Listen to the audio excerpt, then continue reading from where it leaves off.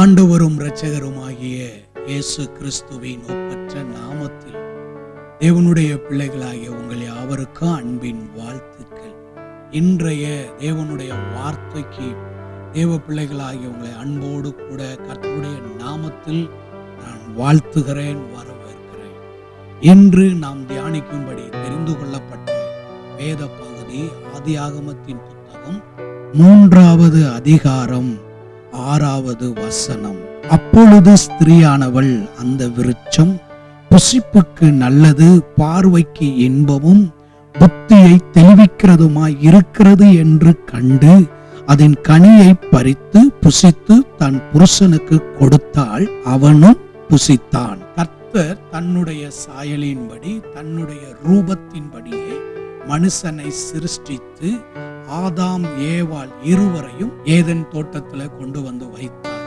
அந்த தோட்டத்தில் வைத்தது மாத்திரமல்ல, அந்த தோட்டத்தில் இருக்கிற எல்லாவற்றையும் நீங்கள் புசித்துக் கொள்ளுங்கள், ஆண்டு கொள்ளுங்கள், பலுகி பெருகி பூமியை நிரப்புங்கள் என்று ஆண்டவர் கட்டளையிட்டார்.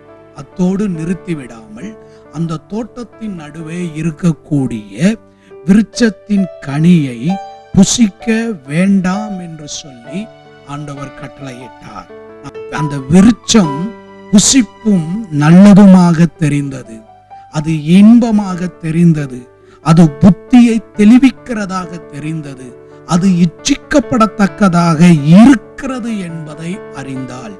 நம்முடைய வாழ்க்கையில் கூட சில காரியத்தை ஆண்டவர் விலக்கி வைத்திருப்பார், சில பொருட்களை ஆண்டவர் விலக்கி வைத்திருப்பார், சில நபர்களை ஆண்டவர் நம்முடைய வாழ்க்கையில விலக்கி வைத்திருப்பார்.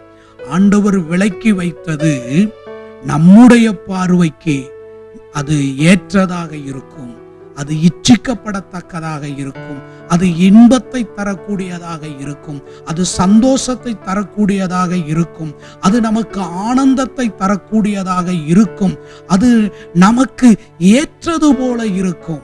ஆனால் அதனுடைய முடிவோ வேதனைக்குரியதாக இருக்கும். இன்றைக்கு ஆண்டவர் நம்முடைய வாழ்க்கையில விலக்கி வைத்திருக்கிற சில உறவுகள், விலக்கி வைத்திருக்கிற சில நபர்கள், விலக்கி வைத்திருக்கக்கூடிய சில காரியங்கள் ஆண்டவர் விலக்கி வைத்திருப்பது நமக்கு பார்த்தா நல்லதா தெரியும், அது இன்பமா தெரியும், நமக்கு பார்த்தா அது ஏற்றதா தெரியும்.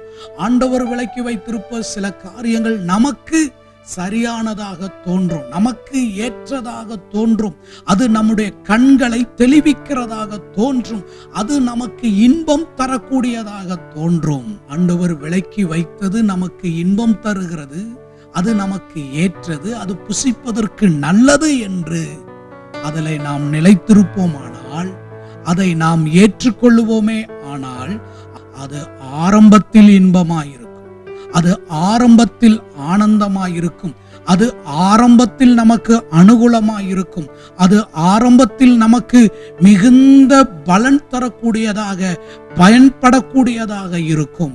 ஆனால் முடிவோ வேதனைக்குரியதாக இருக்கும். இன்றைக்கு சிம்சோன் பெலிஸ்திய ஸ்திரீகளிலே என் கண்களுக்கு இன்பமானவள், என் பார்வைக்கு அவள் இன்பமாய் இருக்கிறாள் என்று சொல்லி போனான். ஆரம்பத்தில் ஆனந்தமாய் இருந்தது, ஆரம்பத்தில் அது ஆர்ப்பரிப்பாய் இருந்தது, ஆரம்பத்தில் அவனுக்கு அது உகந்ததாய் இருந்தது. ஆனால் அதுவே அவன் தேவ கிருபையை, தேவ அபிஷேகத்தை, தேவனுடைய ஊழியத்தை, தேவனுடைய வல்லமையை இழந்து போவதற்கு ஏதுவாக இருந்தது. நமக்கு இன்பமாக தோன்றுகிறது, நமக்கு நல்லதாக படுகிறது என்று ஏற்றுக்கொள்ளுவீர்களானால் மிகுந்த வேதனைக்கு நீங்கள் உள்ளாவீர்கள். இன்று மனம் திரும்புங்கள், இன்று அந்த ஐக்கியத்தை விட்டு வெளியே வாருங்கள், இன்றைக்கு அந்த நபர்களை விட்டு வெளியே வாருங்கள், இன்றைக்கு அந்த உறவுகளை உதறி தள்ளிவிட்டு இயேசு எனக்கு போதும் என்று சொல்லி தேவனுடைய கிருபாசனத்தண்டைக்கு வாருங்கள். தாமதிக்கும் பட்சத்தில் தேவ கிருபையை, தேவ உறவை, தேவன் தந்திருக்கிற நன்மைகளை நீங்கள் இழந்து போகக்கூடிய ஆபத்தை சந்திக்க நேரிடும். மனம் திரும்புவோம், தேசத்தின் நன்மைகளை புசிக்க நம்மை ஒப்பு கொடுப்போம். கர்த்தர் நம்மை ஆசீர்வதிப்பாராக. அன்பின் நல்ல ஆண்டவரே, நீர் எங்கள் வாழ்க்கையில் எங்களுக்கு வேண்டாம் என்று சொல்லி விலக்கி வைத்திருக்கிற காரியங்களுக்கு நாங்கள் விலகி வாழ இன்றைக்கு எங்களை ஒப்பு கொடுக்கிறோம். இயேசுவின் நாமத்தில் பிதாவே, ஆமென்.